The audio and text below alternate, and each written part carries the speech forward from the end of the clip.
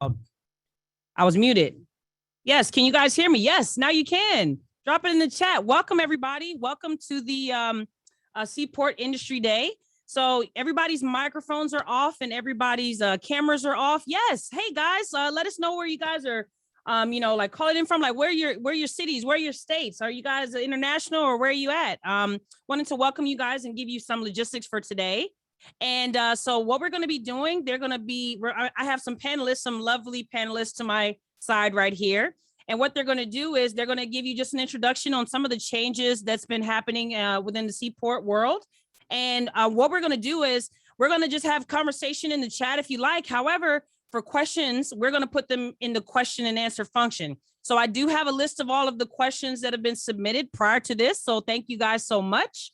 And then what we're going to do is after the presentation, we're going to be I'm going to have the panelists actually introduce themselves, and then also they're going to be answering you guys' questions. So I have the pre-questions. If you have new questions as we're going along, please put them in the Q&A function. So with that, I'm actually going to turn it over to our lovely panelists over here. I got some fancy magic going on over here. So hi, everybody. So what I'm doing is I'm going to share some slides. So we do have a presentation that we're going to share with you all. And I'm going to show the slides. And all right, there you go. Okay, so welcome to the SeaPort Program Overview event. My name is Chris Boyles. I'm the SeaPort Program Manager. Here with me today and prepared to answer questions and provide support are Stacy McQuage, the SeaPort Deputy Program Manager, and Sharon Rustemeyer, NAVSEA's Senior Acquisition Services Manager. A huge shout out to NAVLX and Ashley for hosting this event. As set forth in the registration, this overview will serve three purposes. The first is to provide a program overview for both SeaPort MAC holders and teammates, to discuss some industry comments provided to the NAVSEA headquarters regarding services procurements under SeaPort, specifically for procurements that support NAVSEA HQ, PEOs, and directorates. And then third is to answer any questions that anyone may have. I want to highlight in my role as SeaPort Program Manager, I support the Navy's program. Although the second part of this brief may highlight some actions that NAVSEA may be taken to address industry comments provided directly to NAVSEA on NAVSEA procurements.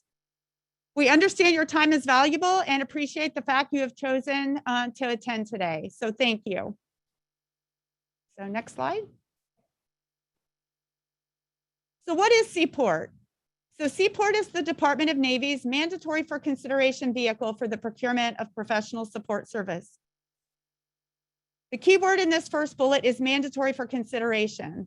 SeaPort has been designated as a Tier 1 category management solution and open only to the Navy, meeting the agency-wide criteria to be designated as a Tier 1 vehicle.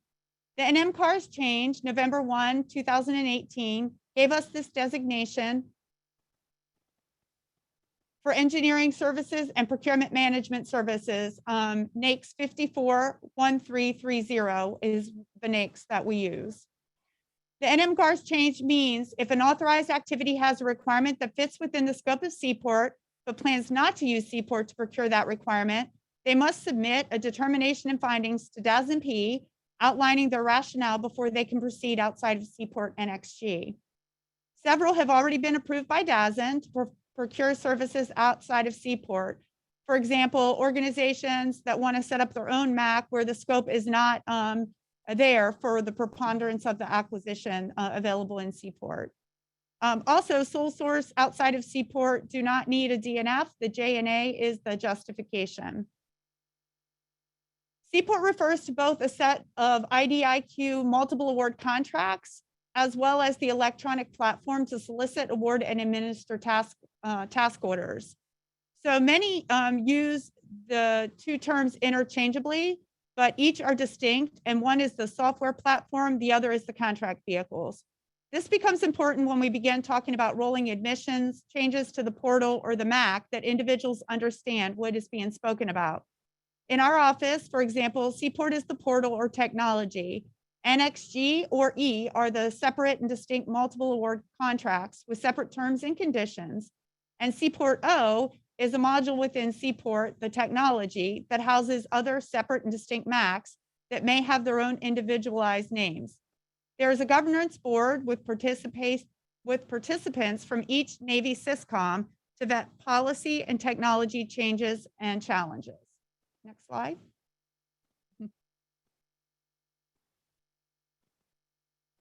So the NxG philosophy. So first, there's decentralized ordering. There are 121 Navy and Marine Corps ordering offices. The SeaPort MACs can be considered a fishing license. Work is not guaranteed by having a MAC, but once you receive a MAC, you can now go fish or compete for task order requirements. It's not a scheduled program or a GWAC. There's no connection with GSA, and it's not available to any agency outside of the Navy. It provides fair opportunity to compete in accordance with FAR 16. All actions under SeaPort are competed. It's an electronic portal for all task orders. It promotes small business set-asides as prime contracts. As you will see throughout the brief, a majority of the MACs, as well as work in SeaPort NxG, are with small businesses. There's no fee to contractors to utilize SeaPort.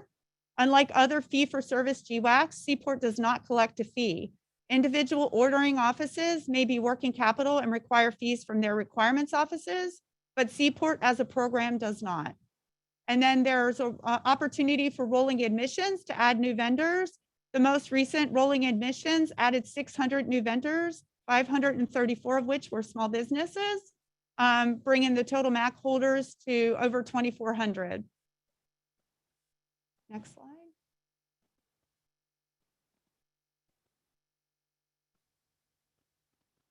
So there's up to a 5-year base ordering period with 5-year options as a part of the contract. So NxG MACs have the potential, since the option is never guaranteed, to be 10 years. No SeaPort NxG MAC is authorized to go beyond 10 years. That 10-year contract will vary depending on the original award date of your MAC. We want all the MACs to end on the same date, 10 years from the original competition. So the most recent rolling admissions will have the fixed end date. Therefore, it would be a base year of 5 years and a little over 3 years as the option period. Ordering offices cannot solicit with any other NAICS than the one here, the 541330. It determines the size status of the MAC, and you can't change it. Many of our solicitations are blended requirements that have engineering services, the bulk of what we buy, and programmatic functions that support those engineering services. Even if you solely provide, let's say, business, financial, analytics, or logistics support, you're competing under the overarching NAICS. So be sure to register for that NAICS. The exception we use for SeaPort is important because it allows businesses to organically grow and still be competitive against larger companies within the SeaPort vendor base. SeaPort has a MOA with the SBA to perform the social economic checks and the task order level, while only doing small business, large business at the MAC level. The burden of verifying socioeconomic set-asides for our NAICS has been placed at the ordering office PCOs for the task order competitions to certify the size status at proposal submission, not at the MAC level, as ownership is much more dynamic occurrence than annual receipts. 8As are the only unique one where the verification should take place at proposal submission as well as award. Zones under SeaPort E established presence through either physical location or prime or subcontract relationship. There are no longer zones under SeaPort NxG. Previously, you could only propose on opportunities where zones had been established, and it was a high barrier to entry to have to lease space in zones to be able to compete nationwide. NxG's removal truly provided fair opportunity to all vendors. Although voluminous, all vendors can now see all solicitations. The grouping of functional areas was more for categorizing spend. It's still the same ones as SeaPort E, rearranged and broadened. So it's 2 functional areas with 23 subcategories. We leverage what truly makes SeaPort NxG different is the MAC solicitation requirements to provide proof of direct Navy experience. Direct Navy experience can either be proposed as a prime under a Navy contract for projects that support the Navy or Marine Corps, or as a subcontractor with some sort of vouching that you provide services to a prime through an invoice, subcontract agreement, purchase order, task description that shows the task, and your proposal clearly states how this task provided direct support to the Navy. The intelligent communities that truly cannot divulge information is a tougher one to provide the work that was done. But providing just a contract number with no POC or call or email means that we're unable to verify the Navy, direct Navy experience. If we can't, identify direct Navy experience, industry will be ineligible to be awarded a MAC. NAVSEA developed a cost audit questionnaire to assist companies in getting their accounting systems ready for audit. You must fill out a questionnaire with detailed information and sign it in order for an audit to begin. So this is where cost and fixed price orders are permitted. For cost orders, you need to reach out to the SeaPort team to get the cost questionnaire to fill out. Next slide. Additional contract characteristics. Only one MAC award per company. A company includes affiliates and business units as defined in FAR 2.101. This also includes joint ventures. And then just to clarify, there is no time and material orders and no undefinitized orders. Next slide, I'm sorry. 85% of MAC awardees are small business. Some of our slides upcoming will provide some statistics. MAC small business goals, 20% of obligated dollars to large businesses will be subcontracted to small business. The government reserves the right to set aside any requirement that is noted in the task order solicitation, and each task order reviewed by each deputy for small business is reviewed by each deputy for small business for potential set-asides and subcontracting goals.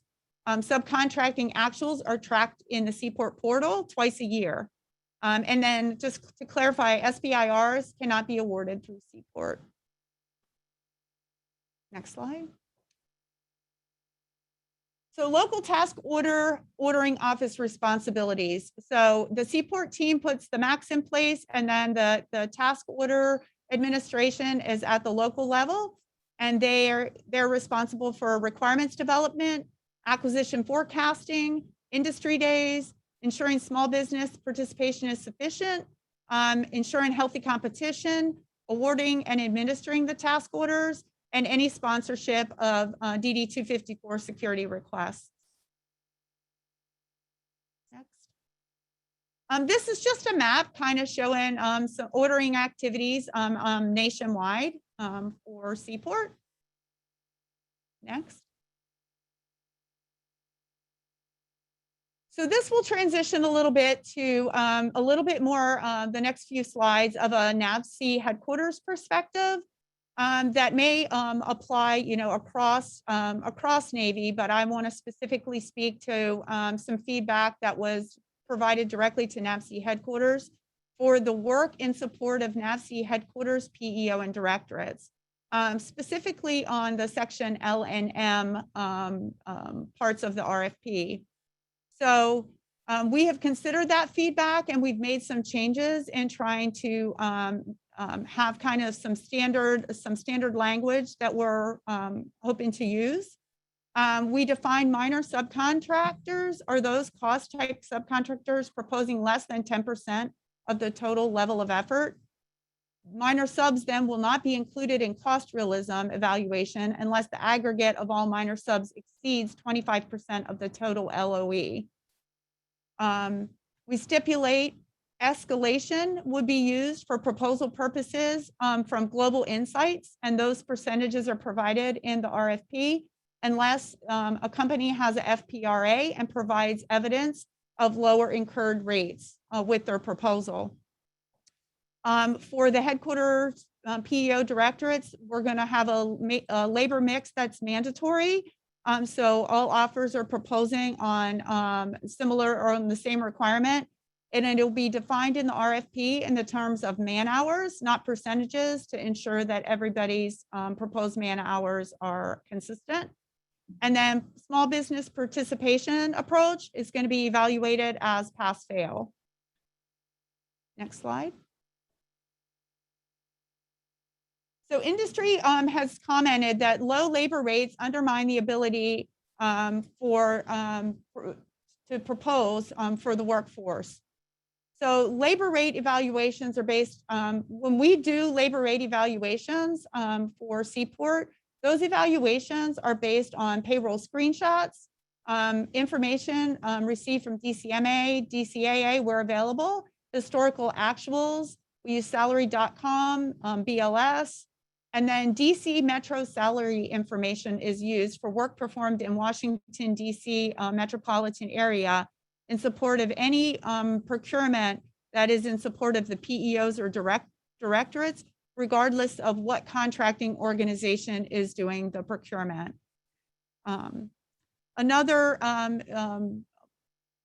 bullet point I want to bring up is offers who choose to propose the lower end of their category when submitting proposal in an effort to submit a lower cost proposal definitely will run the risk of setting themselves up for a cost overrun. So just a caution when putting proposals together. Next slide. So another piece of feedback received from industry is that requirements don't reflect needs accurately regards to labor definitions and labor categories. So we are working at NAVSEA headquarters to standardize definitions for senior, mid, and junior labor categories for like requirements to the maximum extent practicable to have a little bit more consistency in RFPs for NAVSEA headquarters. Another piece of feedback received from industry was that program offices frequently ask for more senior staff in execution. In some cases, more senior staff is required as a result of changes in the areas of emphasis, which may be driven by the sponsor, congressional interest, or just changing of requirements within the scope of the task order. These changes necessitate the need for the cost type vehicle, which we have in SeaPort. Industry should discuss with the program manager as well as the core or PCO if during execution you're finding that impact on the burn rate for more senior staff in execution is providing long-term impact. Another piece of industry feedback is that evaluate for us, the government, to look at our government requirements to ensure that we're asking for minimum government needs, to include security clearances and to include space being close to the Washington Navy Yard, which typically is a little bit higher cost. Next slide.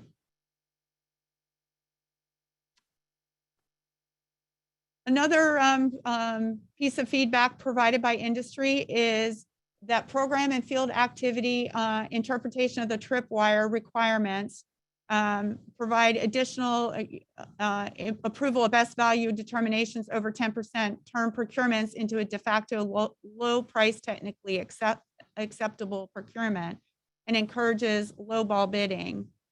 So just want to clarify that best value does not equal high technical at any cost, that best value trade-off decisions are being made with every procurement, and that the fact that we may not award to a high cost, high tech does not de facto mean that it was a low price technically acceptable. The source selection authority has the responsibility to determine whether paying an evaluated premium is in the government's best interest given the differences in ratings. Next slide, please. The other piece of feedback provided was that the RFPs don't allow or value innovative approaches. So offers are advised to thoroughly read the solicitation. Some may encourage innovative alternatives. Some may require strict adherence to the requirements. Innovative approaches may be limited in some cases based on the statement of work, but where allowable, officers are encouraged to address any innovative approaches to meeting the solicitation requirements. With regard to the support to NAVSEA's headquarters and PEO organizations, innovative approaches regarding methods to provide support are encouraged. However, variation from the mandatory labor mix will not be. Next slide. Another piece of feedback was establishing a government industry working group, which meets periodically, possibly quarterly, to discuss issues. So as I kicked off, we have over 2,400 MAC holders in SeaPort. So in response to this feedback, we actually set up this industry engagement today. Additionally, SeaPort, we meet with our industry partners at various annual events to include NAVSEA Small Business Industry Day, Sea Aerospace, Navy Gold Coast, and the Professional Services Council. Okay, now on to some statistics. So this slide is NAVSEA NxG statistics. On the slide, you can see that all of the different SysCom awardees we have awarded since as of January 1st, 19 up through mid-July. We have awarded 182 task orders, and there are 102 different vendors who've received award from those 182. And you can see that then the incumbent, more than half of the time, the incumbent was not the recipient of the task order award. The average number of proposals that we receive on a NAVSEA NxG task order proposal is 7, and the mode is 3. Next. This is the NAVSEA NxG Small Business Award status. So out of those 182, you can see the breakdown on unrestricted and set-asides. Of those 74 unrestricted, 13 actually went to small business concerns. A total 126 of the 182 were small business awards, and 78 were different small business vendors of those 126 receiving awards. Now, this is global Navy-wide SeaPort NxG award stats. You can see all the different activities and the dollar values provided, equaling the 484 awards to 252 different vendors. Again, more than half of the task order awards did not go to the incumbent. And 57%, which is 57%. The average number of proposals per competition Navy-wide is 4. Next slide. This is just total SeaPort spend.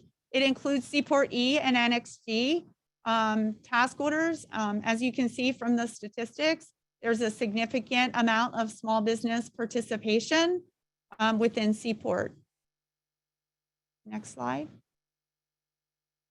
This is the NxG Navy Small Business Award stats showing the 484 broken down by unrestricted and set-asides. 65% to date have been set aside.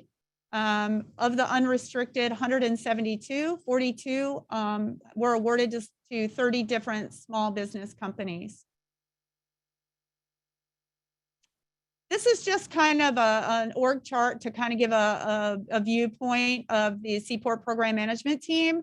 So the SeaPort for the Navy is hosted out of NAVSEA and the NAVSEA HCA. I'm the SeaPort program manager. I also am NAVSEA 025 supporting PEO IWS in my role as director.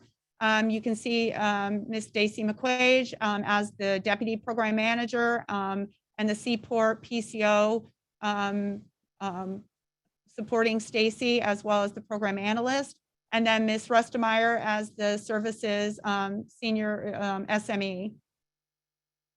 We also have help desk support to provide for the portal, for the SeaPort portal. Next slide.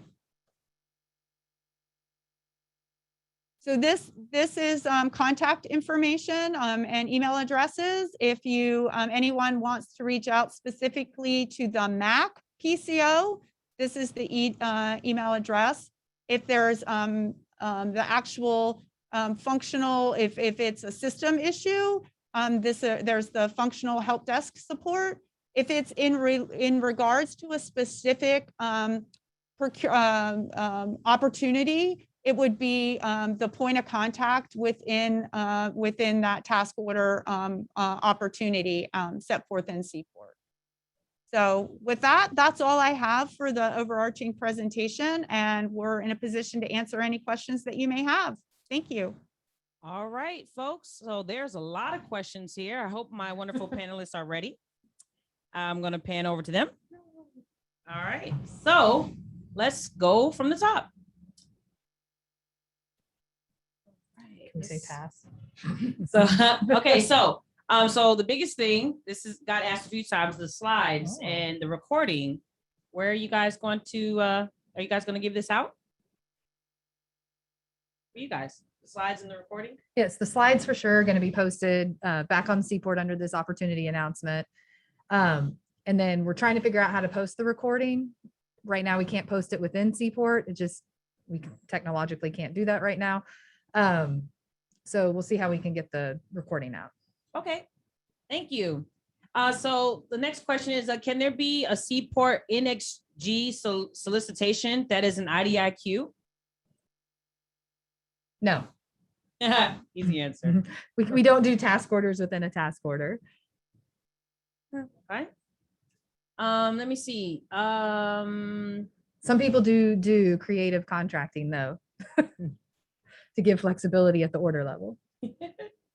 Okay, so what about, oh, and please all put your questions in the Q&A function. I'm just kind of going to read through them. And there was some questions that was submitted previous in the registration. So is there a SeaPort O? Is SeaPort O a function platform, or is it still waiting to be rolled out? It's a functioning platform within the overarching SeaPort portal. It's really up to the buying commands, whether or not they use it. It is not something that we advertise or tell people that they have to use. It's each buying command. If they have an IDIQ that they would like to place into SeaPort O, it acts just the same as a SeaPort E or NxG task order competition using the same logins. They have to set up all their own internal MACs in order to use the portal. Okay, thank you. And if you guys need more clarification, just drop it back in the question and answer as well. So can you filter in SeaPort to better target opportunities specific to your company? So right now, no. Right now it is voluminous. There are a lot of opportunities out there. One of the things that we've put on our change request list that we're going to consider the costs and the time that it takes to do this is to better filter the vendor portal so that you can either do it by DODAC, since we don't do zones anymore. But right now, that's not something that we can do in the next 18 months. Okay, thank you. Why are CPFF TOs capped at 8% fees, yet FPs are not?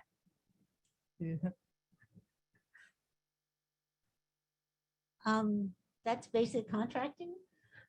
Cost type contracts, we use weighted guidelines, and 8% is a reasonable fee for services under a cost type environment. Firm fixed price, the government is paying a fixed amount, and if that happens to be 10% profit, we just know it's a fixed amount, and that's all we're really concerned with.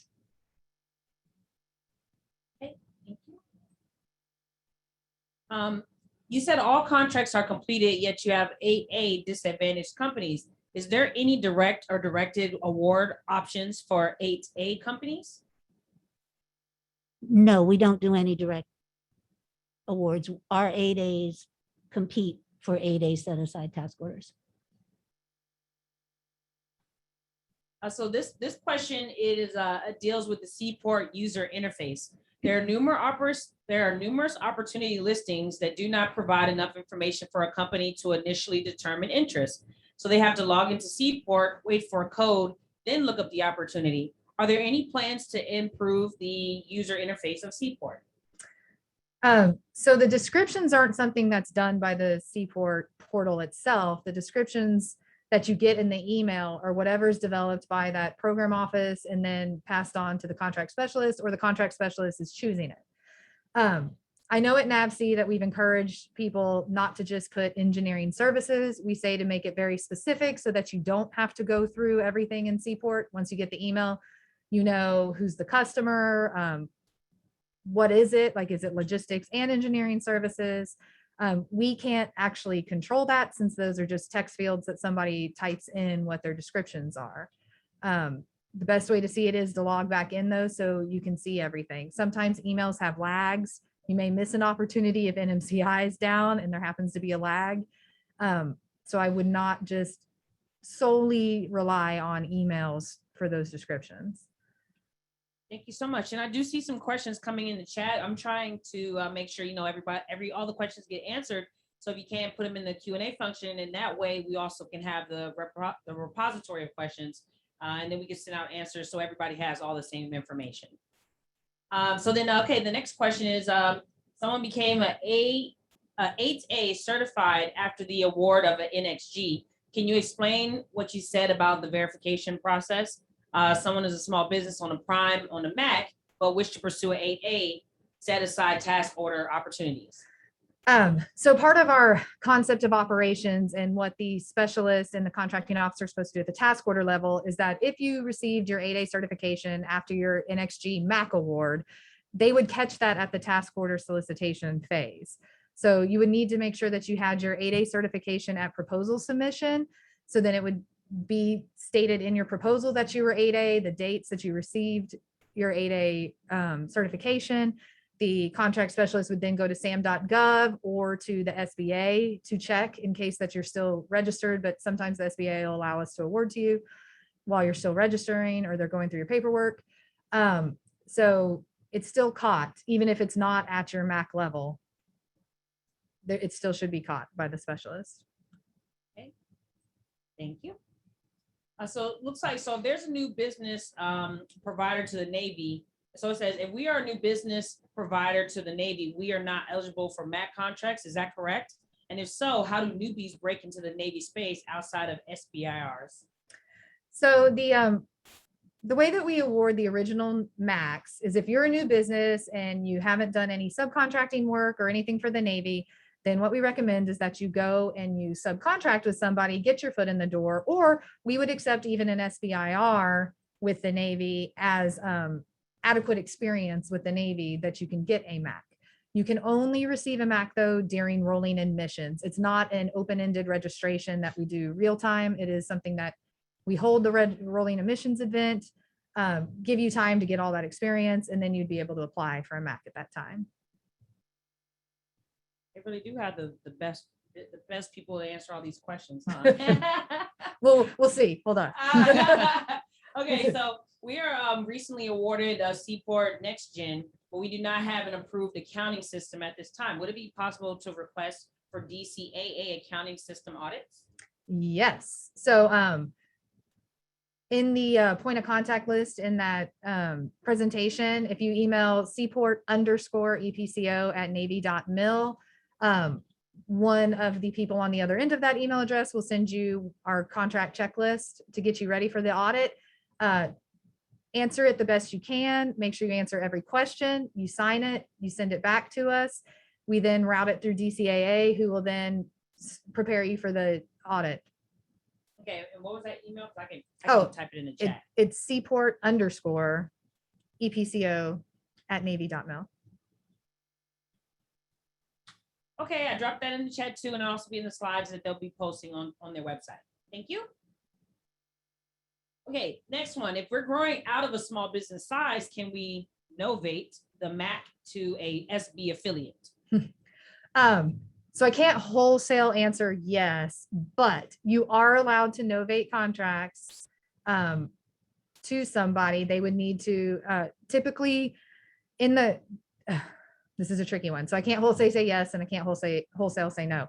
But yes, we do usually accept a novation to an affiliate in this circumstance so that you can then go after small business set asides or 8A or whatever the other set aside is as the prime. And then that gives the prime, the small business prime, an opportunity to then bolster their work with the Navy and experience and get that good, valuable CPARs that everybody can see.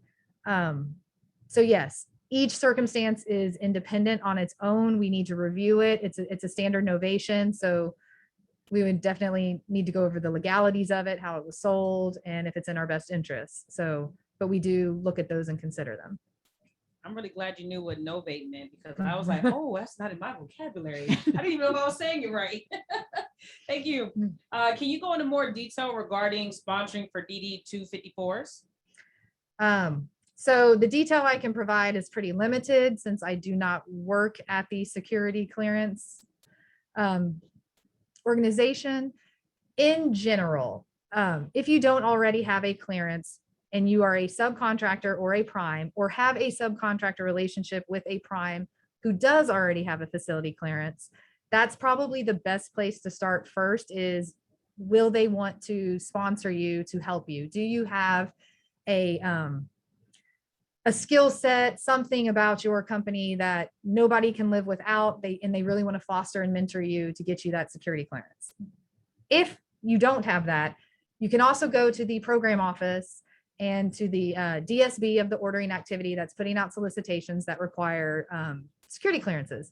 And you can talk to them about what you sell and what you do and why you need a security clearance. And on the next open solicitation, they can sponsor you. The government can sponsor you to get a clearance. It does not happen that often because there's a lot of other companies that already have clearances. And it's a long, lengthy process. There's some risk involved for us to sponsor a company that can't actually get a clearance at the end of the day. So it's one of those chicken and the egg scenarios where you need a clearance to work, but you can't get a clearance until you have work.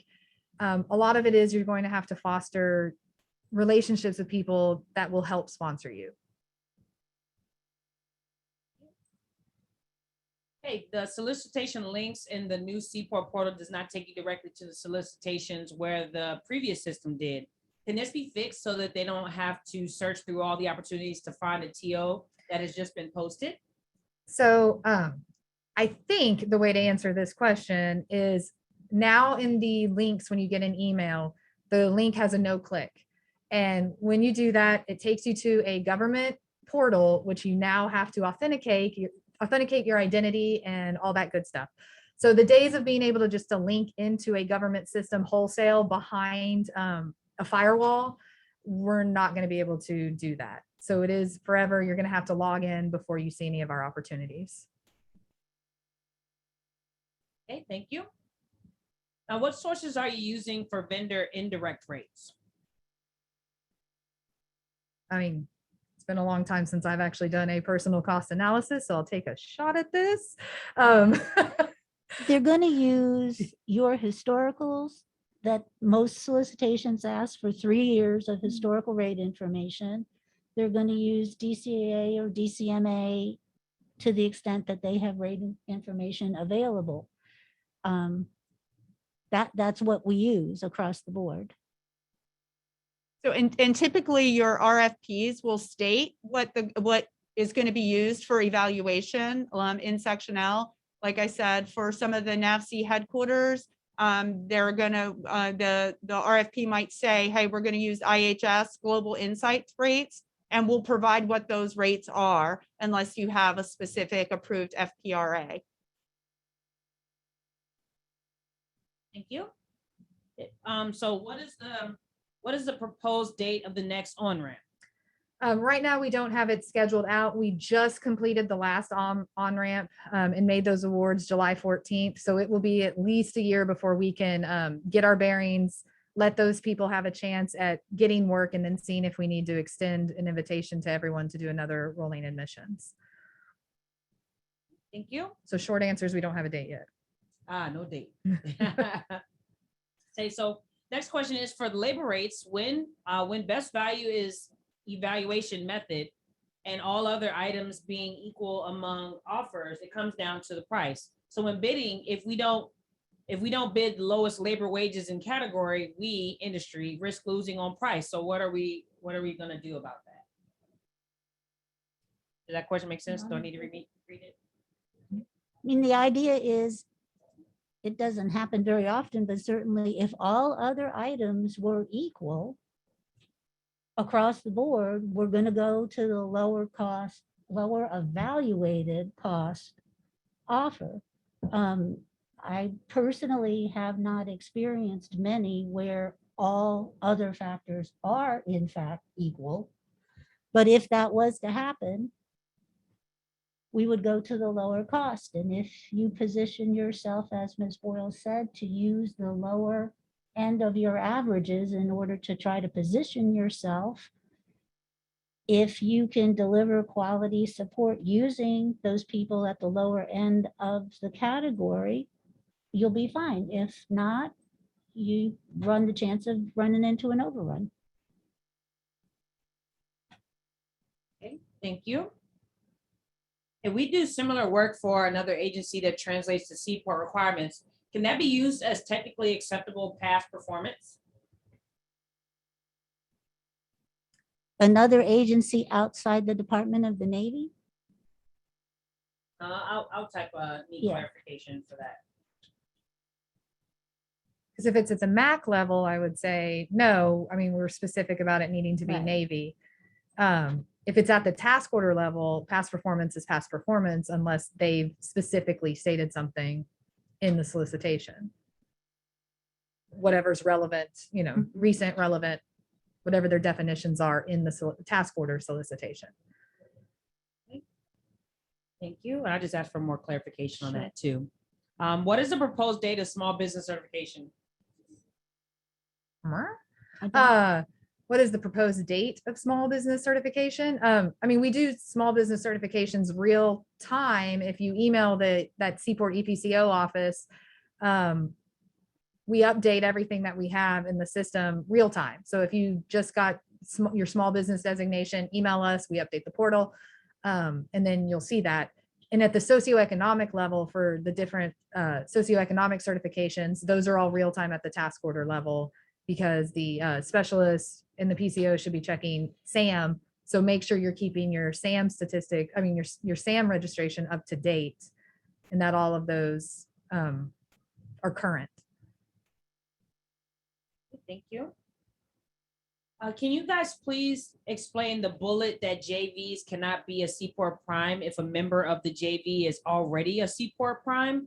If the SeaPort Prime is a large business and the JV is a small business JV, how would the large business use it in a SeaPort's Prime contract to bid the JVs as a Prime for the SB set aside task order? Is this not allowed because it seems that the JV is unfair, excluding from becoming SeaPort Prime? So I'm not going to be able to answer this perfectly, but JVs are not excluded from becoming primes in SeaPort. And during the rolling admissions, we had several JVs get a prime contract. What this is if you are a small business who then, if you currently have a JV and a small business prime and a large business prime, it's part of just the affiliate rule that we don't want you bidding against each other or together in the same solicitation. What we're looking at right now is clearing up the language so it doesn't look like we're excluding JVs. If you are the small business right now holding a Prime MAC and you create a JV in the MPP program, we're looking at language and legalities as to whether or not you could then bid as an affiliate under the small business's Prime MAC. But that's so then you would get the small business status. But there's no way for a large business that I know legally to be able to get the small business size status by proposing on behalf of the small business. So we're looking at that kind of relationship, if that makes sense the way I described it. So we are looking at it. It's nothing that we've set in stone, But we're looking at how we can better clear up that affiliates language with the JVs, so that's depicted easier. Thank you. So is there guidance for requesting an extension for the last option period of a task order under NxG? I mean, talk to your task order contracting officer. I'm assuming this question is about you're at the end of your 5-year period of a task order, or 3-year, whatever the period of performance is of your task order, and you'd like to request a no cost extension, or you want to use up the remaining hours to finish a project. Those would all be handled at the local task order contracting officers discretion and with their legal counsel of whether or not they can extend that order. Thank you. If a business is purchased, making them a large business, can they still bid under a small business until they are required to recertify? At what point does a company have to recertify? So mergers and acquisitions is actually one of the FAR-based novations, that lovely word again, that or purchases that you have to recertify immediately. So you have 30 days from the purchase of the small business, and then you need to let us know, and then we change you into a large business. That's all real time, and you're required to certify within 30 days of the purchase. I believe it's of the purchase.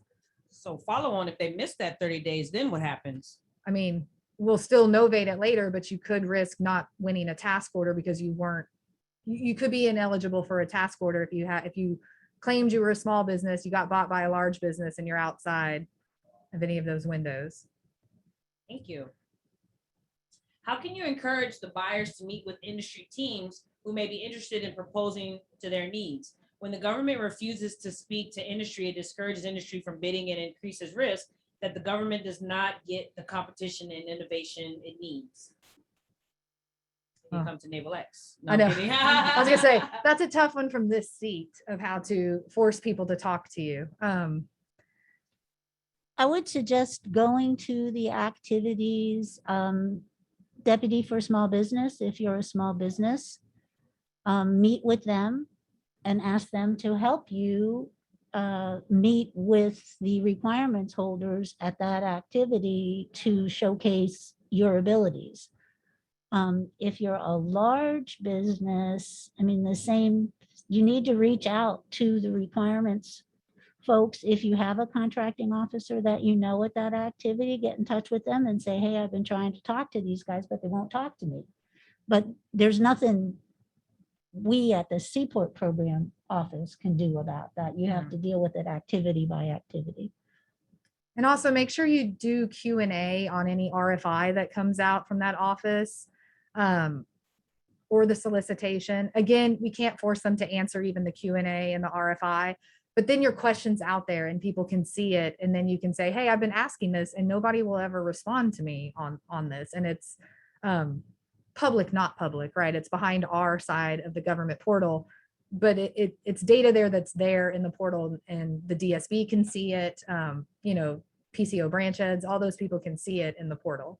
So make sure you ask those questions when you see an RFI. I think this was kind of already answered, but can a company have a prime and be part of a JV as a prime? It falls under like our affiliates rule right now. So, and we're checking it, cleaning up the language. Thank you. Oh, de facto LPTA for best value when other items are of equal value is real, and industry has to weigh bidding lower or risk losing. I don't know if this is a question. No. Oh, this is a comment. Okay, sorry. I just want to add, there are potential opportunities to differentiate yourself so that you're not, everything is not perhaps at in equal value. So, there are potential, opportunities for, innovation or, setting yourself apart. Would recommend looking into that. Okay, thank you. Do you have the list of 2,400 plus awardees on SeaPort posted on the SeaPort site? So it's not posted, but if you have access to SeaPort, if you're a MAC holder or a subcontractor who has access, and you have the ability to run reports, which I think right now the only role that can run reports is the company admin, their administrators, who can also change your passwords. There's a report on there that will you can run, and it'll show you all the currently active SeaPort MAC holders. There's also the CHINFO announcements, the original award announcements that we do. We send out the link to, so you can see all of them, everybody aggregated on those public announcement sites. But again, everything's got to be behind the closed wall. Yes, we don't want the bad guys getting in. Right? Yeah.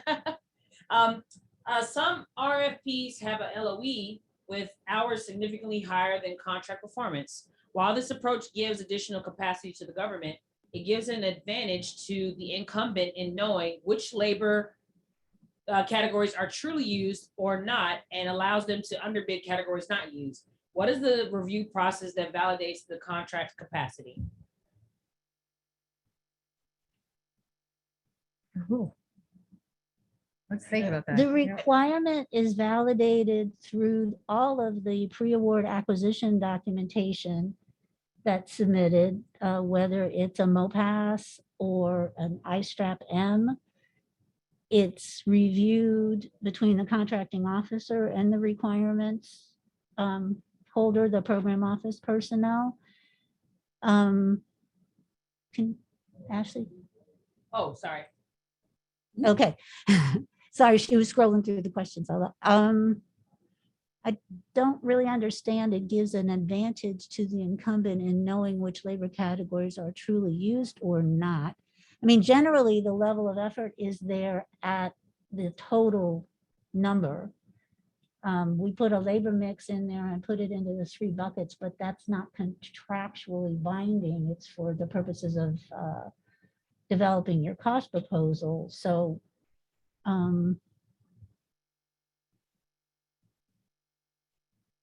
I would just say actually too, that, historical, what labor categories were used doesn't necessarily reflect the future because we're in a dynamic, pretty changing environment.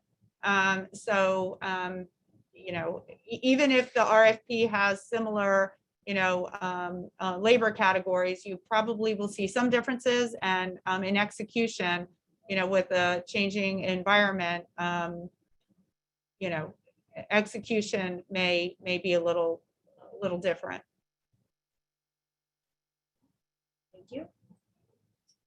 This, I guess, it was a follow-on to the question. That's why I was going to go see. It's great that you guys are doing market research regarding labor rates with respect to compensation, but the wrap indirect rates used by bidders drive competitor labor tape pricing. What sources are you using to determine what indirect wrap rates are reasonable? What's that mean? I think we answered this already. We use DCAA, DCMA, a historical, as Ms. Boyles mentioned, the solicitations themselves will specify how many years of historical information you have to provide. Generally for the ones I've seen, it's 3 years. So that's the information we use to look at the proposed indirect rates. Thank you so much. When will people be able to customize SeaPort email preferences? We'd like to be able to turn on and off, as well as customize emails to TOs and subject areas. Is that going to be something? That's kind of what I answered a little bit earlier, that we're looking into what we can actually customize and not. Again, when it comes to the actual portal, a lot of the things that we can and can't change come down to funding. You saw we have a very small footprint. We try to keep our costs low to run SeaPort. And then it's also just kind of in our accreditation cycle when we can actually change anything in SeaPort. So when those two things align and the stars align, we will make changes that are much more user-friendly when we can. Is there a function in NxG to view all the awards attendees like there was in the SeaPort E? I think you guys said that was behind the firewall. Yeah, it's behind the wall. So yes, there is. You just have to pull it, and only the sysadmins can pull it for your company, or your field user administrators is what we call them. So has there been any root cause analysis to understand why incumbents lose recompetes for often than they win them? If so, could you share the results? And is this an issue or a concern in any way?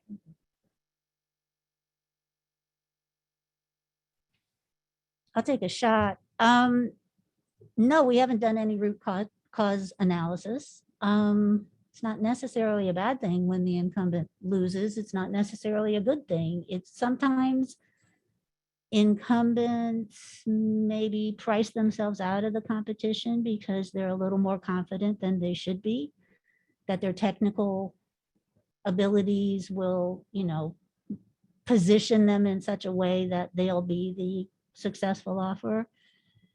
Sometimes new competitors come on the scene and they really know their business and they sharpen their pencil and they do a really good job. So no, we wouldn't necessarily be trying to do any root cause analysis. And personally, I don't see it as a concern either. I mean, no, okay. We're all in agreement on that part. Yeah, it's competition. The preference for Navy contracting is to compete. And if that competition and best value results in a new, awardee, then, we embrace competition. Thank you. If someone needs to remove a teaming partner, how do they do that? So that one will go to the functional help desk to remove a teaming partner because we actually have to remove them behind the scenes. So if you go to that seaportsupport.fct@navy.mil, the other email address in the presentation, they can help you remove them. So then they won't have and just something to say, when you remove people or you add people in your teaming arrangements, you're effectively giving them access to the portal too. So if you do have team members that you no longer have on your team, make sure you tell us to remove them, because then they probably don't need access to the portal anymore unless they're still on someone else's team, and then that's fine. And then the next question actually is, what about adding a sub or teammate to the MAC holders team? So that one's a little bit different. So adding a sub or team member, there is a, if you're doing it pre-award, so there's a task order solicitation out there, you're getting your team together and you need to add a teammate to give them access to provide sanitized, or for them to provide their unsanitized cost information into the portal.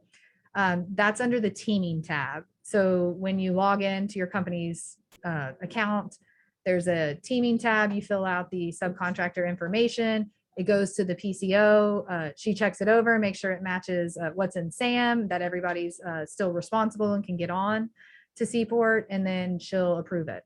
And then that person will then have access to the portal to load their cost information under your proposal. Do you anticipate any onboarding opportunities? And if so, can you share the timeline? Oh, that's the same one. Oh, same one? Okay. Yeah, under construction. Oh, yes, under construction. Thank you. So does the 541330 NxG IDIQ and MAC size standard apply to all orders if there's a size standard based on NAIC listed in the RFP, if different? Did I even read that question right? Yeah, so SeaPort operates only under the 541330 MAC. Even if a solicitation comes out underneath a different NAICS right now, it's still, your size status is still held at the 541330 with the military exception. It's something we would have to change at the MAC level. They would like to be educated on how to look forward for better. Wait, I'm sorry. I would like to know or be educated on how to look forward better in SeaPort.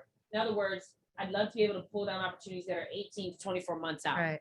So this gets into kind of long range acquisition forecasting, which some ordering offices post bid events that we call the advanced planning matrix, and they'll forecast out that probably 2 years out, and they'll show you everything, update the timelines of when awards are going to be made and what's coming down the pike.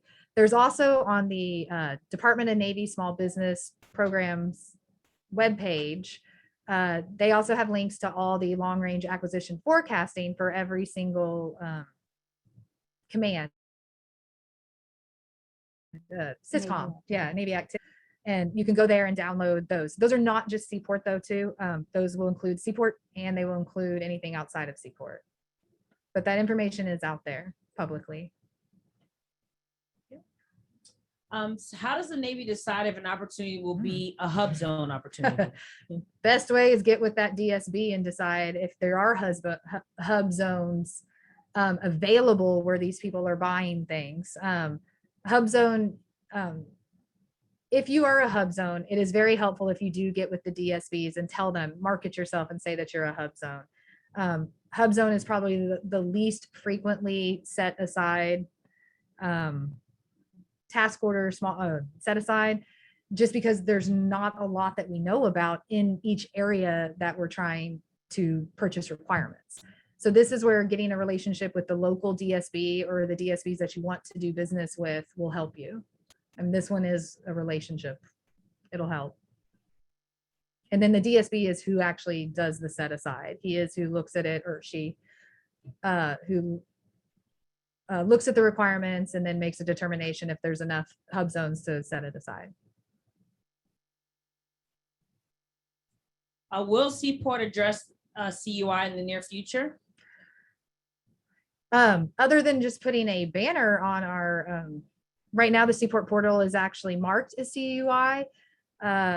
We will not wholesale address CUI. That's actually at the task order level, whether or not each of the orders contain CUI. The ordering office security and the program office should be looking at their statements of work, any of the requirements they're releasing, and marking things accordingly.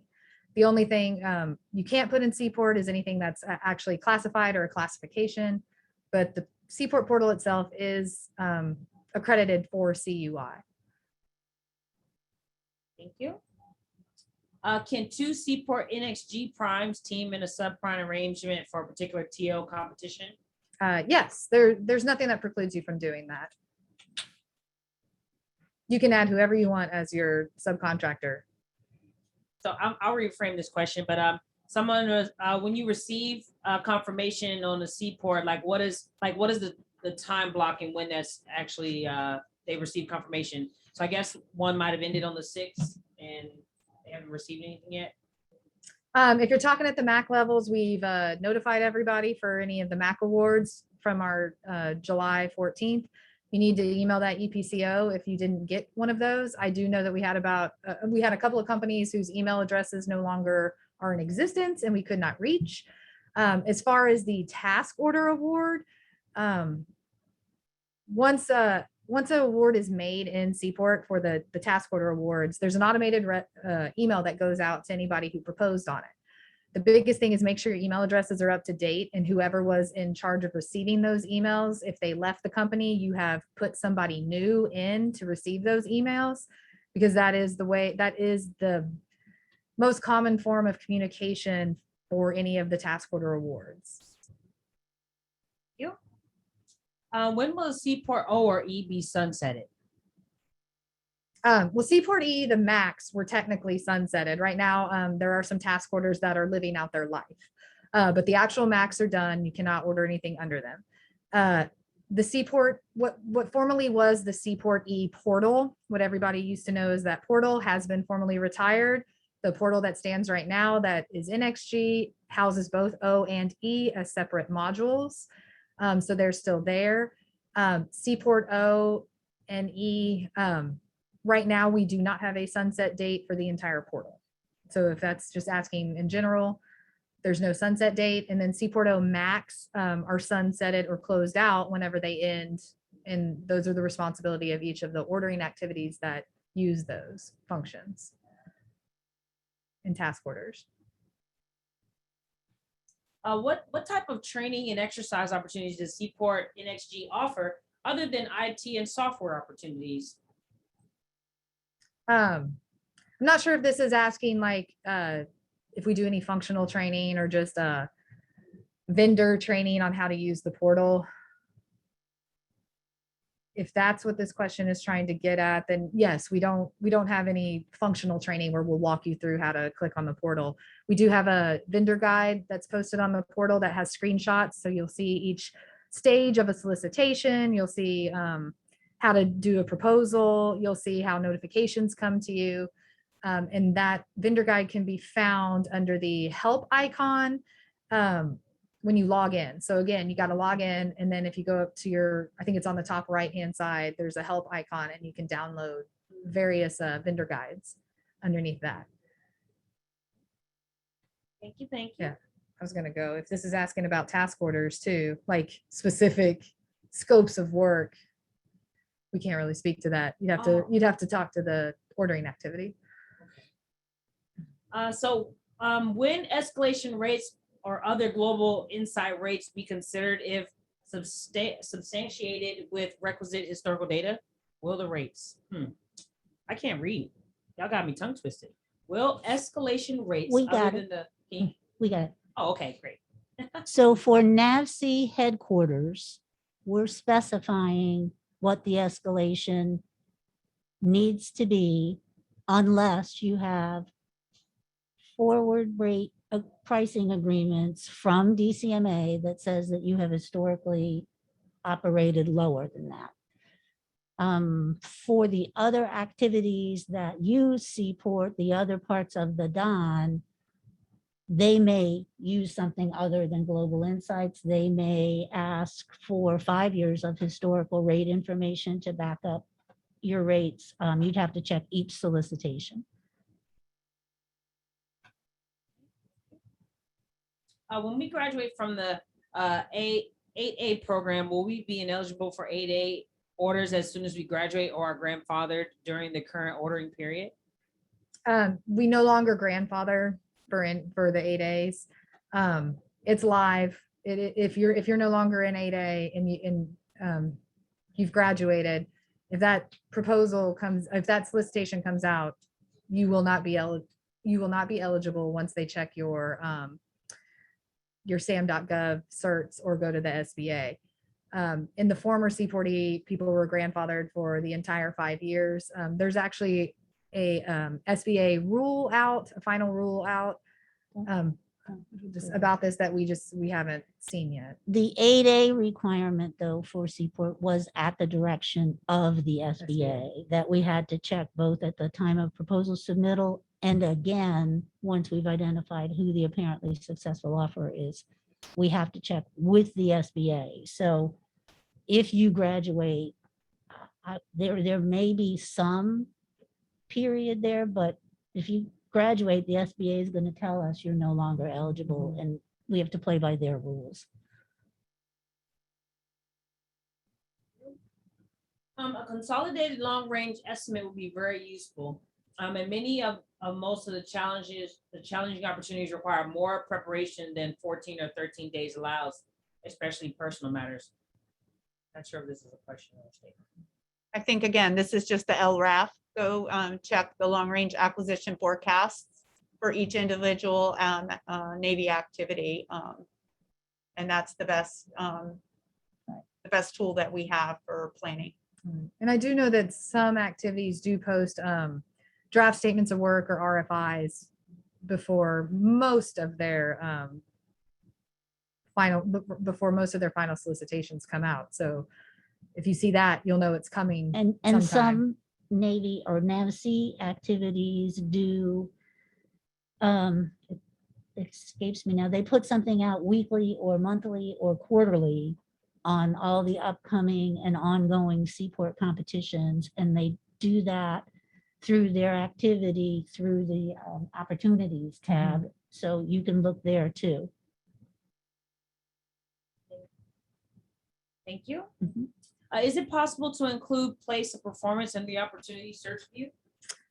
We will take that as a change request. And so we'll log it and see if that's possible. Thank you. And just to know, so everybody knows that they'll be getting all these questions too, and they can grab these things, grab these actions. Okay. We won't forget. Yes, you won't forget. What is the requirement for SB certification or recertification after the award? I'm assuming this is after the award of the MAC. Keep your SAM up to date. That's when we're checking it. For the small business, large business, right now, it's not going to be, it's not mandatory to recertify until after the 5-year period, until the next option year in 2024. And that's just right now, it's not required. But if you do, again, if you get merged or you're acquired by someone and it changes your size status, that one is a mandatory real-time certification change. Hey, does NAVSEA require all activities to include the past performance evaluation factor in section L of the RFP?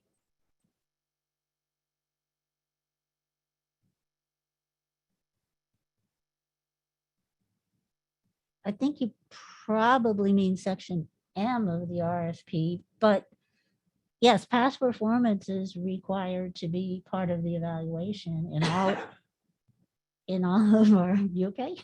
In all of our solicitations, as I imagine it probably is across the rest of the Navy ordering Most. activities. There's some activities who are not doing past performance, and it's But they true should be. way. Okay, thank you. Mhm. How does the Navy have any plans to retire old systems like less user-friendly platforms like Whoa. NECO in favor of something similar to SeaPort? We can't answer that. Yeah, a lot. Yeah, we can't answer that. Okay, sorry. That's Yes. okay. Does SeaPort issue an annual forecast or pipeline? So, and if so, like, how do companies know what opportunities are coming up in the SeaPort? And I think this was answered earlier with Mhm. And again, the human system. just understand there's 121 ordering activities across the entire Department of Navy that use SeaPort. So we can't consolidate you need to go to those ordering activities and ask for that information. Okay. Is there a watch function within the opportunities that allows MAC holders to track specific opportunities? No, there's not one right now, but I'll put that down on the CR list to see if it's allowed. Wow, these things are great because then you can Mhm. like do updates real time, right? Yeah. Thank you. Well, nothing's real time for us. Right, nothing yet. I was gonna say real nothing's time. real time. Real time-ish. We can record Yeah. in real time. Yes. As a follow function on the beta SAM. Oh, yeah. So someone's saying the same thing. Like, Yeah. okay. The time delay in getting authorization codes often causes the code to be expired by the time it's delivered to the Mhm. email. Can you address this latency or consider alternate forms of multi-factor authorization, for example, text or other things to overcome this challenge? So right now, we're housed behind the NMCI firewalls. And a lot of times the latency is caused between NMCI either being down and so they just get lost, or NMCI is just experiencing latency. So you're not getting I think you only have 15 minutes. I think it's 15 minutes. Maybe we raised it to 20 minutes for that authentication, but, or maybe even 30. So you're double doing it. You have our NMCI firewall and latency issues. And then we also have a couple of bounce backs that come from corporate firewalls and your own firewalls. Also, NMCI doesn't like emailing Gmail accounts and anything that could be considered spam. So sometimes those get lost in the mail as well. Right now, email is the only form we can do because of NMCI. We cannot do texting yet. It is something we talked about of whether or not that would be easy, but it takes a whole different level of monitoring that we just don't have right now. But we do have to do multi-factor authentication right now. I think that was a good question. How is the SeaPort NxG staff approaching normalizing the labor rates for junior, mid, and senior level FTEs? It seems it will be incumbent on specific requiring activities to do so on a case-by-case basis. Just a little bit of clarification. Well, I'll take this. So I think it is that every procurement is standalone. It'll be on a case-by-case basis. For specifically NAVSEA headquarters, PO, and directorates, it was just pointed out to us that that there could be a little bit more consistency for like type of labor rates, and we're taking that on and taking a look at that. But you know, it is a case-by-case basis based on the requirement. But where there is similarity that we don't need we don't need different definitions across the directorate and PO workload. We're trying to minimize the churn there. Thank you. I'm not sure if this is a comment or so, but why do they receive particular emails from the SeaPort that they get? I actually get this question a lot. So if you're receiving anything from the portal and you're a vendor user, it's more than likely because you were you were added as a team member by somebody and you were a subcontractor, or you're still getting emails because you've left and somebody has not taken your email off. Those are usually why. That should be the only reason you get them if you're a vendor. If you know, government user gets them because you're registered as a government user. Thank you. What is the current end date of the NxG contract? The next option year is set to exercise in, let me think, when was that?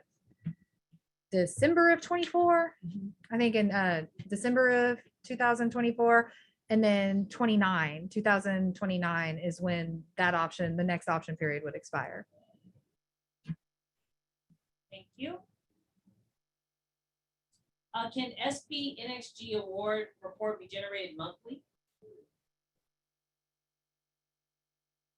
What's an SP? What's an SP I know. NxG award? All right. We don't understand the question. Yeah, ask what that one is. Because that might just be going back to just the regular, just generic award report of who's all received awards. And that does exist in SeaPort once you log in. Can you please repeat the small business recertification process, TO level versus in the base period, and the 8A recertification process? I think we just went over that. I saw the timestamp on this one, Okay. but again, recertification for small business is right now at the 5-year mark. So that'll be in 2024, unless you're have a merger acquisition that changes your size status. And then 8A is as soon as you lose it, then your eligibility to win that task order will go away. I see some of these were kind of answered already. We're a family of companies and our company is the contract holder. I understand that our sister companies can propose up to 100% of the work as long as they submit through our account.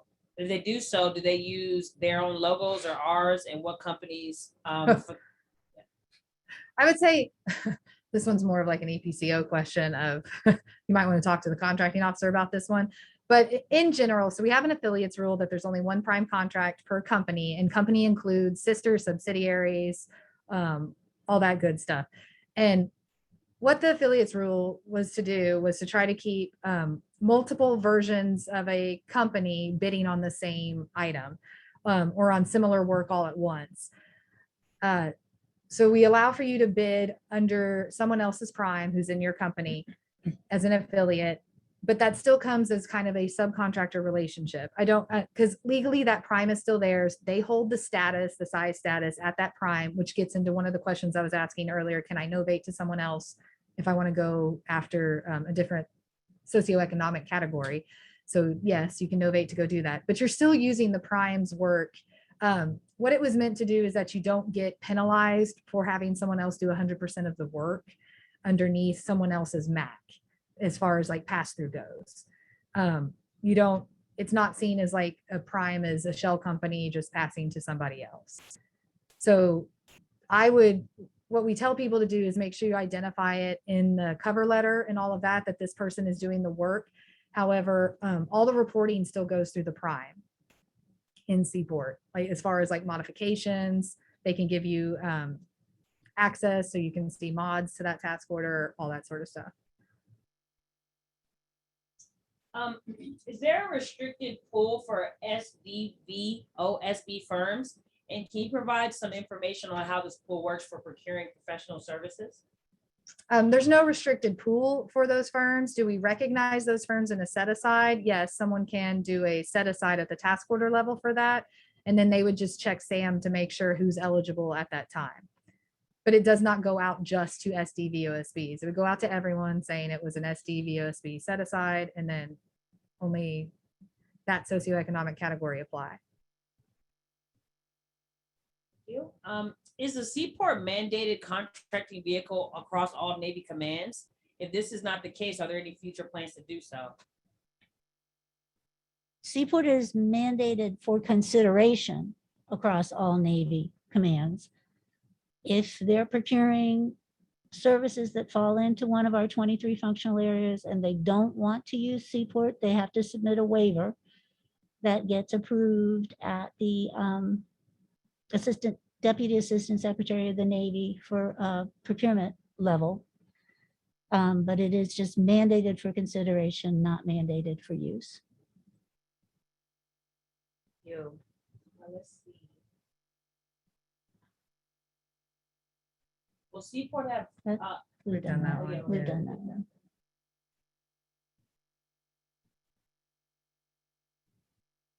you guys touch this one? Yes. Okay. Yeah. So I'll just read, would it be possible for DCAA accounting audits? That would answer. Is there a way to export opportunities list We did after that. logging in? Yeah, no, No? no. Oh, we already answered that one. Yeah. When is WOSB status verified? At submission of a task or at the award of the task order? WSBs have a very specific thing with the SBA. I'd have to actually look at what it is. I don't have it on the top of my head, but they do have a specialized thing. Also for WSBs, what's in SAM isn't always what is the truth. So we do have to sometimes check with SBA on the WSB set asides. So yeah, sorry, I just don't have that off the top of my head if that one is proposal and task order submission. Given that SeaPort is the man, someone was saying like, why would a command not be required to use SeaPort? We can't really answer that. Have you considered abandoning the fee/HR method of managing CPFF term form LOE orders? The understood volatility of these types of contracts coupled with the often more generic pricing exercises promotes quite a bit of REA mod exercises post-award.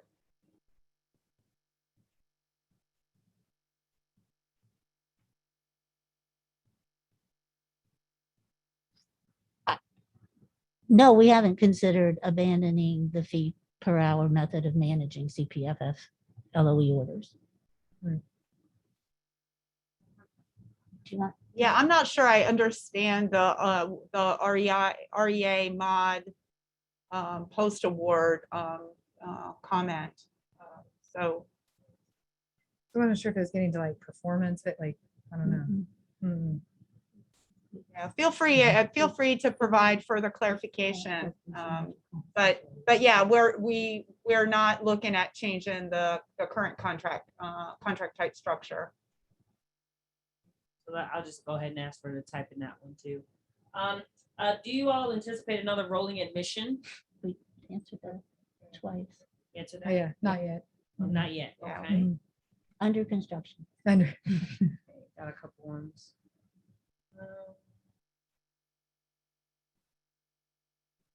Question on that. Oh, no, we can't answer that. No. Yeah. Okay, can't answer this one.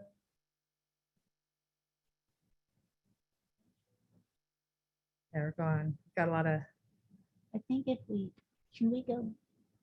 I mean, Yeah, scroll us up. scroll up just a little bit. I thought, no, Okay. keep going. Mark? Well, don't, never mind. I thought I saw something, but I don't want to take a lot of time going back. We'll have a chance to answer any that we skipped, yeah. Yeah. before we put all the answers out. Yeah, some of them are duplicates because you can't see the question that people asking. So this might be a good one. Is it stated earlier that NAICS is engineering services, but the areas of experience included many non-engineering functions? Can Navy office utilize SeaPort for work that does not include engineering, such as public affairs, administration, et cetera? Yes, our NAICS is covering all of those.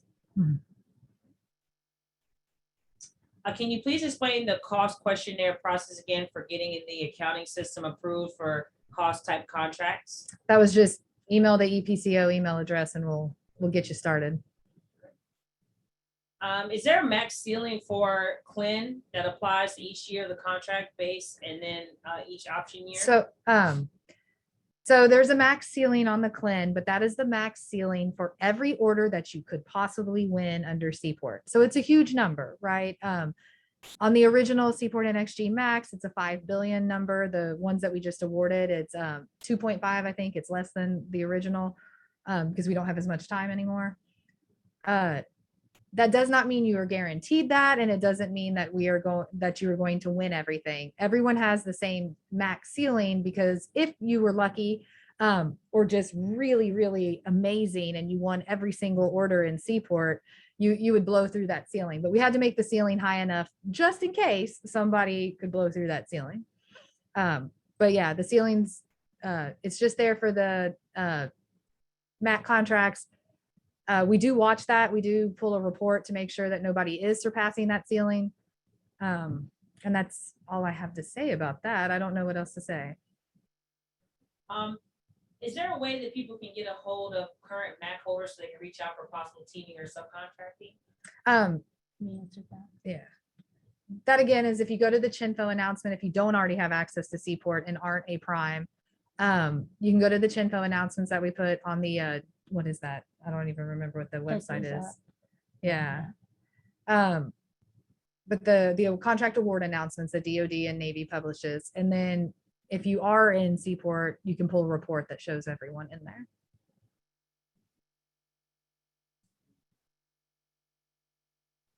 In the past, there was advanced planning matrix that listed up upcoming. Oh, that was, we were talking about this.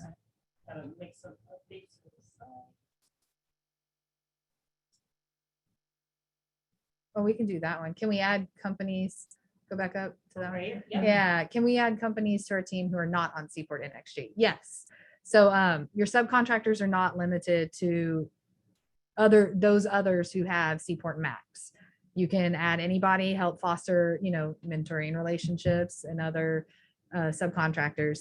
The only thing is that you do have to fill out a teaming request, and we do have to make sure that they're an actual company and that they're responsible before we add them as a teaming partner. Has NAVSEA ever run any data analysis on LPT contract awards, and what percentage of awards went to the lowest price proposal? And is this something you can provide in the next town hall? So I'll take a stab at this one.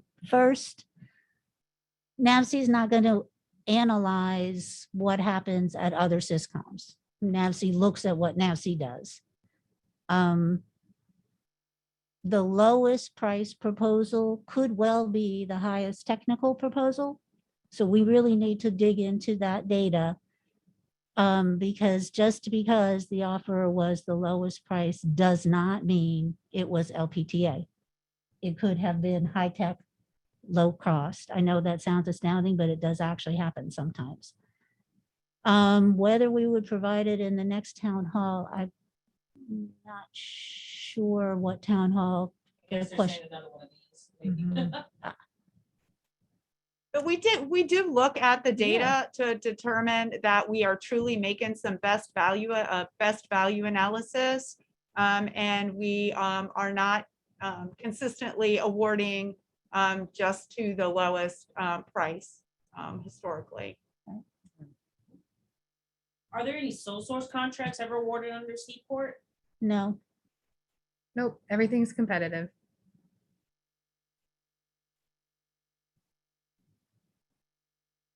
We've done the one. A lot of these little type, a lot of the same questions.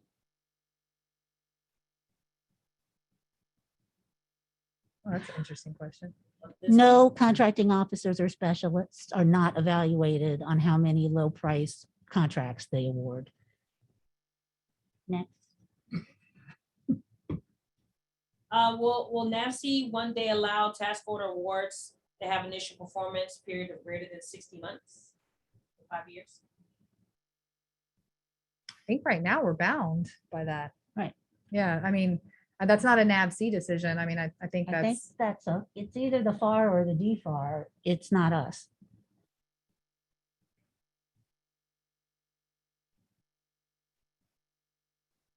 As a former government contracting officer now working on a contract, why on CPFF task orders are the government contracting officers converting the fee of the fixed time per hour at the time of award?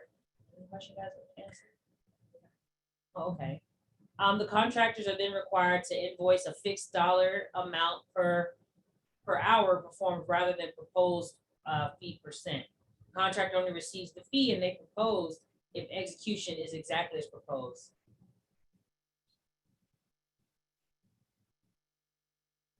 reading the question. I mean, I think it's that it's fixed fee. It's the clause. Right. If the activity invokes the fee per hour level of effort clause, then it is converted. If they don't, then it's not. Fee is always withheld though on costs, regardless of Right, that. and you'd have to talk to the contracting officer of the particular task order that you have questions about as to why, you know, they chose to do something. We can't answer for the government. See, so these are same similar questions.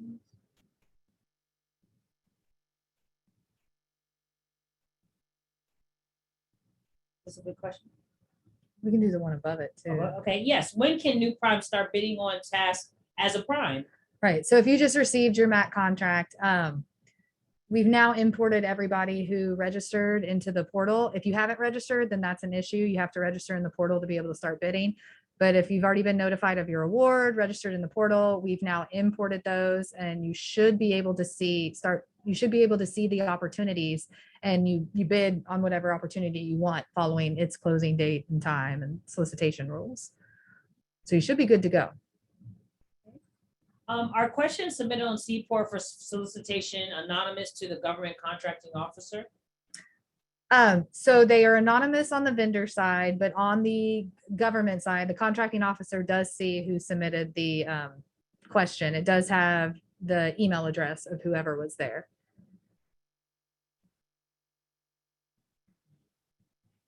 Are there any plans to increase small business set-aside awards, WOSB, UpZone, et cetera, not just generic small businesses?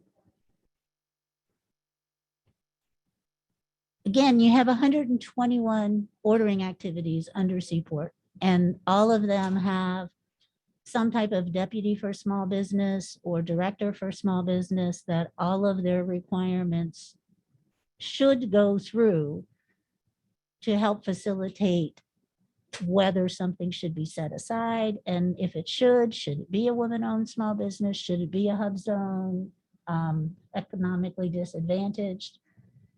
So they're always looking for opportunities to set aside procurement. So I would imagine if you have specific concerns, you can talk to the DSB at the activities that you do business with and ask them that question. Thank you. I guess there was a slide that talked about labor mix is mandatory from the earlier slide. Can you expound upon that statement? So the labor mix, what we're talking about is in NAVSEA PEO and directorate solicitations, we usually have a bucket, senior, mid-level, junior. And traditionally, we have put percentages in there of how much of the labor mix we think should fall in the senior category, mid-level, and junior. What we've done in this template that we have now is we've converted those to hours, and we're making it mandatory that you propose 10,000 hours in the senior, 20,000 hours, etc. It's not the mix in the expanded engineer 4, engineer 3, engineer 2. It's just that generic larger bucket of senior, mid-level, and junior. And generally we provide definitions. A senior is somebody with 15 years of experience, a mid-level is somebody with 10, etc. You'd have to look at the individual solicitations for that, but that's what that intent is. Thank you. This is one. Why does the publication of awardees change? This makes it difficult for firms without a Navy experience to team with those who have it. It had to change. We can't publish everything in an aggregate location all the time. If it really is a big deal and you can't figure out who is on SeaPort from the public award notifications, then you can email that EPCO question. We do have a standardized list that we can send out. And again, if you are a team member or hold a SeaPort MAC, you can get that information from the vendor side of the portal. It is a report that you can run yourself.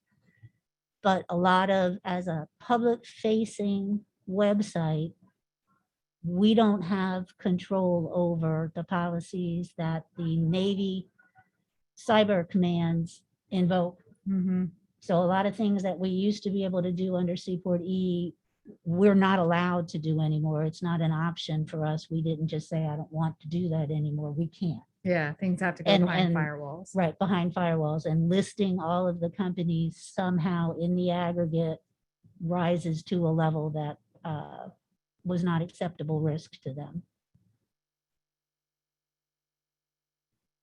I know earlier we talked about people reaching out to the KOs.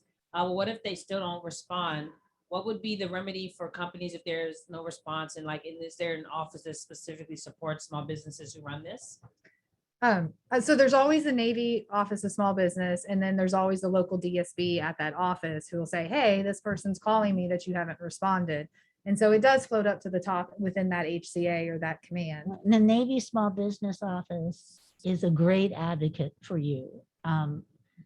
If you're having any kind of problems like that and not getting satisfaction at the activity level, we highly suggest that you Google Department of the Navy Small Business Office. They do lots of outreach. They're very, very active, and they want to help you. So Yeah, and they do get in contact with those. they buying will commands.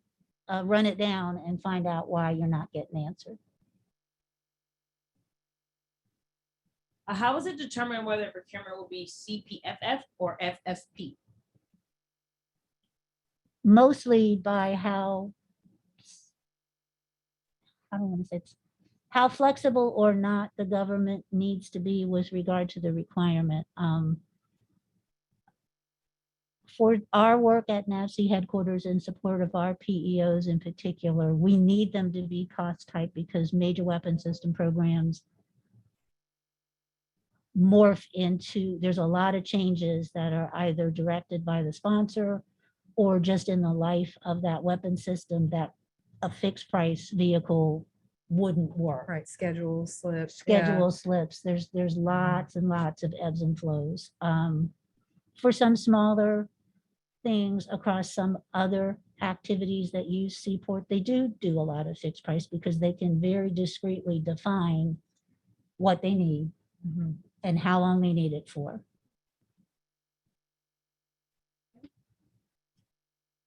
See, so in a CPFF task order, actual execution never happens as proposed. But sometimes the government may penalize a contractor by requiring all of the hours proposed to be performed without the fee if the dollar ceiling has been reached. This can easily happen when the government tasking requires higher level contractor employees, thus resulting in the dollar ceiling being reached without the entire level of effort being performed. So can this be looked at into being fair to the contractor? So Mary, you need, when you're put in that position, you need to reach out to the contracting officer and request a meeting and talk to them about how you're being tasked or your perception of being tasked at a higher level of employees and what that's going to do. It was in the slides. If it's going to have a long-term effect in your ability to provide the level of effort at the cost and fee that you propose, it's incumbent upon you to raise that issue to the contracting officer, to the core, to the program manager, and let them know what's happening and let them address it with you.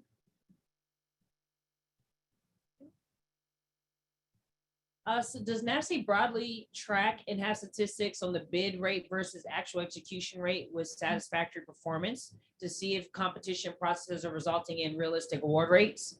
And if so, then what does the data show? No, NAVSEA doesn't track it. The individual requirements offices, the cores and the individual offices, I'm sure, look at that when they're developing the next, the follow-on competition. But there's so many things that can change execution rate versus bid rate that it'd have to be tracked almost on an individual procurement basis. And again, NAVSEA doesn't own everything that happens in SeaPort. So suggest if you have concerns outside of NAVSEA, you get in touch with those other activities. Is a small business certification We've done done? We're Yeah. done. You did that one? Yeah. Okay, Yeah. great. Okay, done.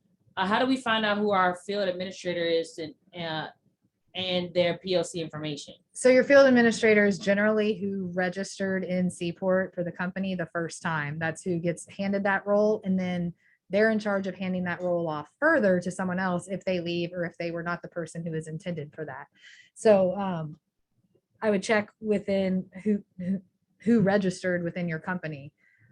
If that person's left and you have no field administrator, then that's when you email the help desk and you say you would like to be the field administrator and take that on. Is there any, if a contractor's proposal is not selected, do you guys get feedback? If this is at the task order level, you should request a debrief. Yeah, NAVSEA does do debriefs. Right. Yeah, NAVSEA does. I don't know, we encourage it to even all the other syscoms that use SeaPort to everyone to do a debrief if it's asked for. They're not gonna, more than likely, most people do not email out why you didn't win unless you ask for it. So just make sure that you're asking the contracting officer of that solicitation for that. For clearance requirements, this is a good question. Can a small business NxG holder use a sub or teaming members clearance to qualify for a contract? So it depends. So it's not to qualify for a contract. You have to really read that section L&M. It kind of goes back to people really looking at what their basic need is. So it depends on if they need a facility to store and who you've proposed is going to be storing the classified information. And then it also depends.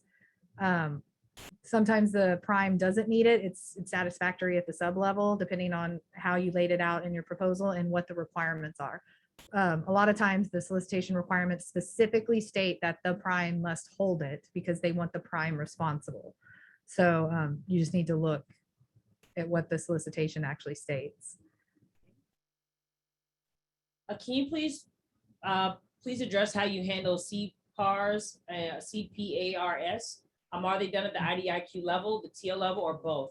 And are the CPARs done using NxG MAC, NAVSEA, or two NAs? So all the CPARs is handled at the task order level because at the MAC level, there's no work. So once you win that first task order, the core of that contract, there's a naughty list if you don't do CPARs. So the core of that contract has to do CPARs annually on that task order. And then at the MAC level, there's no work. So we cannot provide a performance feedback or any sort of assessment when work hasn't been done. No, I didn't mean that. I did this back and forth with you. Yeah, is there a minimum to the number of task orders or dollar value a MAC holder must win annually in order to maintain the MAC and not be in jeopardy of the option period being exercised? No, there's not a minimum. It's not like GSA. Yeah, no. We don't penalize you for not winning or winning smaller dollar value orders. So no, there's not a minimum of task orders. We do ask you to participate though, and to make sure you're going after work, because then you need to kind of think about if you're not going after any work, is SeaPort something you want to keep in your contract portfolio? There are